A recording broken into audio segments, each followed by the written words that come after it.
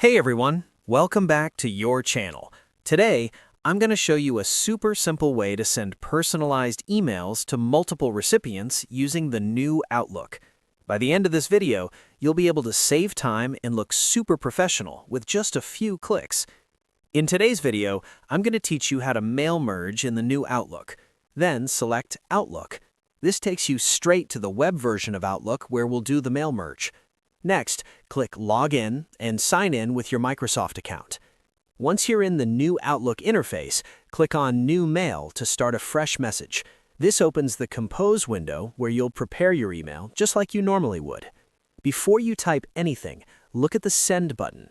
You'll see a small downward arrow next to it. Click that arrow to reveal additional sending options and choose Start Mail Merge from the dropdown. This tells Outlook you're preparing to send individual copies of the same message to multiple people. In the recipient field, add the email addresses of everyone you want to reach.